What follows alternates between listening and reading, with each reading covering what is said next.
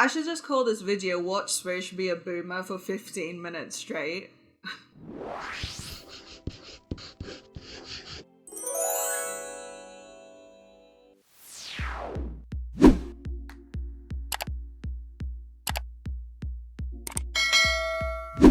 So the other day someone linked me to this one website called Night Café that was trending on Reddit at the time, and it's basically an AI generator that takes your written or image prompts and using an artificial intelligence algorithm of some sort, it turns it into a piece of art. Obviously I had to try it out immediately and I ended up having loads of fun with it for like 2 days straight, and then my inner YouTuber was like, bro, it's free content. Am I an influencer yet? So for reference, here is some art that I made on the thing. Now this one, I think the prompt was a cat but inside out and iridescent. And this is my favorite one that I've made so far. It's called Demonic Halo, made of children's toys, trending on ArtStation Renaissance Art. Clearly I spent way too much time on that website because I enjoyed it so much, and I'm gonna do exactly what I've done my whole life so far and turn my fun little hobby into part of my job. Today we're gonna allow the AI to create a base painting for us, and then we're gonna turn that into a full-blown character illustration. Now this video is not really planned in any structured way. I don't really know what base painting we're gonna work with, so this should be really exciting. Plus I'm gonna share the finished painting as well as the base painting over on Instagram as a draw this in your style / do with this base painting what you will. So if that's something you want to check out, come check out my Instagram at Srish Creates, or I will leave a link down below. As always, if you enjoyed this video and want to see more of this type of nonsense content in the future, then please make sure to engage with this video, drop a like and a comment, because that way I know you'd like to see more in this series, I suppose. But yeah, let's take a look at some AI generated art. You know, I've seen other people come up with the most insane cursed looking paintings. Why do I always get the pretty ones? Like literally here I said haunted mansion made of flesh psychedelic, which is like peak creepy factor, right? But look how pretty and claymation-y it turned out. What the hell, man? Why can't I get one of those really messed up cursed paintings out of this thing? Is it because I'm a girl? Because wow. Okay, so basically how this works, and I'm not sponsored by them, I swear, we're not quite at sponsor numbers yet. Subscribe for a Night Café sponsorship in the future. But yeah, how this works is you sign in with whatever email or user you want. I have a random old email that I don't use anymore, and I generally use that to sign up for throwaways anyway. And when you first join, I believe you get 3 free credits. And depending on the sizes and runtime, a painting can cost between 1 and 5 credits, more if you want a giant painting. Now you could buy credits, however the more you create with the generator, the more extra credits they give you. Like if you share the finished painting publicly on their site, you get credits for getting likes on their paintings and such. And that's why I've been able to do like 3 already and still have 8 credits to spare without actually spending anything on here. So anyway, I've written down like 7 random prompts covering a wide variety of subjects and styles, and today we're actually going to really spin the wheel by using a random number generator to decide which of these prompts we're going to use today. I'm going to blur these topics out because if you guys do enjoy this video and want a part 2, we have a bunch of new prompts to go off of, but they're all weird and wonderful and you're just going to have to take my word for that.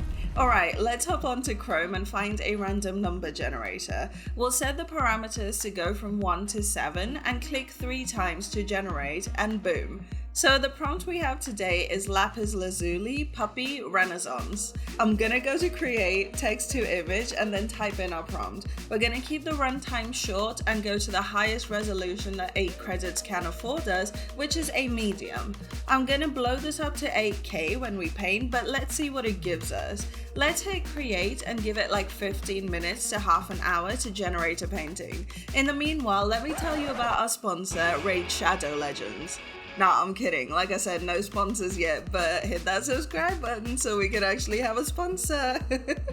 But while we wait, I am gonna make a super quick painting from what I, a certified human, would interpret this prompt as. In my head, I'm thinking of a puppy statue carved out of lapis lazuli, painted like an oil painting with that nice warm oil lamp light that you see in the old masters' work. So this is my interpretation of this prompt, but here's the beautiful base painting that we're gonna start with. I'm seeing this for the very first time with you, so let's see what we can actually do with this. I'm gonna be doing what we did last week and painting on Krita for the majority of the process, only switching to Photoshop for any liquify functions and finishing steps because I'm a brat like that. First thing I wanted to do was resize. Because we're limited by the credits, the painting was about 864 pixels wide and tall. And you guys know this already, I like to work on an 8K canvas with either 8x5 or 8x11 proportions. So not only did I have to enlarge the original, I also ended up stretching it out vertically so it matched the canvas. When I looked at the painting, it instinctively made me think of bedsheets. I don't know, maybe I was just tired, but when I squinted, I was actually able to see a silhouette forming in the waves of blue. So I grabbed a smudge brush and started to blend things out a little, simplifying the shape so there wasn't as much color noise. I also saw 3 specific dogs in the composition and decided they would stay in the final painting. So I left those areas be for the time being, but smudged around the rest of the painting. That's pretty much all the prep that I did before creating a new layer on top and starting to put down a very rough sketch. Now this gave me big Nova vibes, which is a painting I did in the last style study where we looked at the work of the Jetty Jet show. In the original painting there, I ended up doing a composition with the character lying back in bed, but obviously the details were very different. Today I want to do something really simple and cozy. Of course I first thought of wrapping a rumpled sheet around her so it gave us extra leading lines, but given how noisy the composition already is, I decided to nix that idea and just go for a very simple outfit. And if you've noticed, I always like to sketch in iterations, meaning I put down a rough sketch, lower the opacity, and create a new layer on top, and then put down a more refined sketch. I cannot recommend this technique enough because it really allows you the freedom to start super messy and just explore shapes and design before you commit to any of the lines. And as always, I started by grabbing the Bezier Curve Select tool, which is Krita's equivalent for using the pen tool to make a selection, and created a silhouette for her. Just like with iterative sketching, I cannot recommend this technique enough because it creates a flat base that you can clip all of your paint layers to later, and it ensures that you're painting inside the lines. It might not be as wavy and creative as freehanding all the paint, but it is efficient and will save you a lot of erasing time to neaten up the edges. As far as the lighting goes, I wanted the scene to look like a lazy Sunday morning where she's just lounging in bed with her dogs and a coffee, trying to decide whether it's worth the effort to get out of bed at all today. Yeah, this might be an idealistic self-portrait, but you didn't hear that from me. So I wanted there to be a fairly strong but diffuse key light from the top left of the screen to kind of emulate sunlight filtering in through thin curtains. I also wanted the sheets to cast a bit of a bounce light on her and the dogs, so at every step you'll see me go back in and airbrush a blue glow on the side opposite to the key light. I think my favorite part of Krita is that blender paintbrush that is like if you press down hard on it, it puts down color, but with low pressure, it only blends everything on the same layer. Essentially, Photoshop would call this a mixer brush, but I find that Krita is way more powerful when it comes to the blending tools because it is dynamic without being glitchy or slow whatsoever.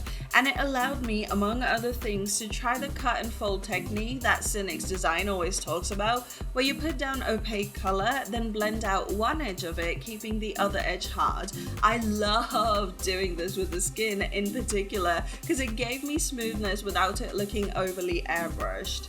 The other significant brush I kept going back to was this charcoal rock soft brush that's basically like painting with dry pastels or chalk. That is a medium that I am familiar with because I've used it loads even traditionally, so I definitely used that brush a lot to put down color and blend, especially in areas where I didn't want the colors smudging into each other, but rather wanted a seamless blend that looked like airbrush but textured. With the hair, I started off using the chalk brush to first map out the big areas of light and dark, before switching to this free hair brush pack to throw in some texture. This is the Hair Brushes and Smudge Tool Pack by Dev Moon. That is a free download off of DeviantArt, and it is super high quality textures. You know, I always like to limit the amount of texture when I paint hair. You can check out this video up here for a full step-by-step breakdown of how I paint hair, but with this painting, I may have gotten a little carried away and textured literally everything. Don't judge me, I'm still discovering all the tools available on Krita. Also, as you can see, I did end up switching to Photoshop to fix her proportions, because the liquify tool in Krita just doesn't do as well, neither does the warp. But the good news is that you can absolutely export a PSD file from Krita or import a PSD into it, so that's nice for cross-compatibility. And now, here's a montage of me struggling with the hand for 10 to 14 minutes straight.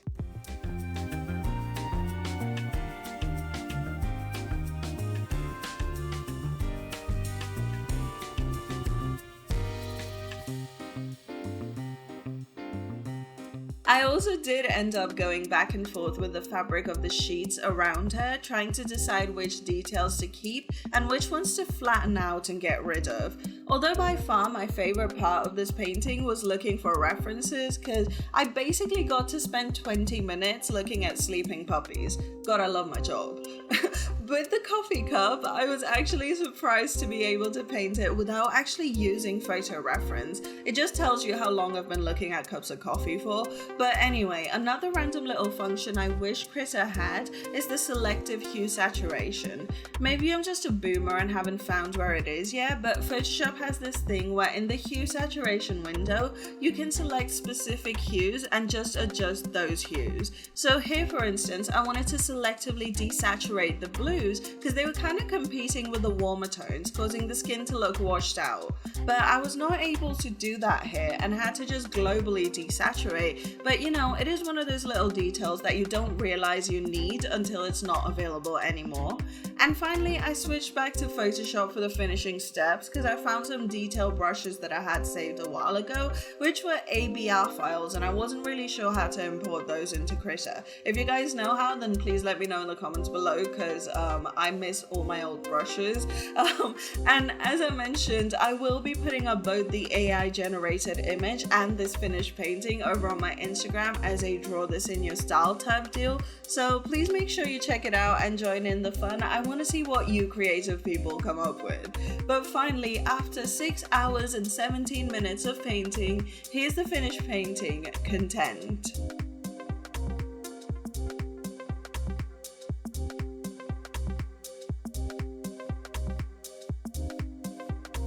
Well, that was a fun little experiment. What do you think? Do you like the base painting, or do you think I kind of did it justice a little bit with this video? Sound off in the comments below, because I know this is different to the usual kind of content on this channel. I just felt like having fun this week, and I hope you did too. I've linked Night Café in the description below, so if you want to check it out, please do. It is completely free to use, I think, and I'm curious to see what you come up with, so come show me on the Discord server maybe.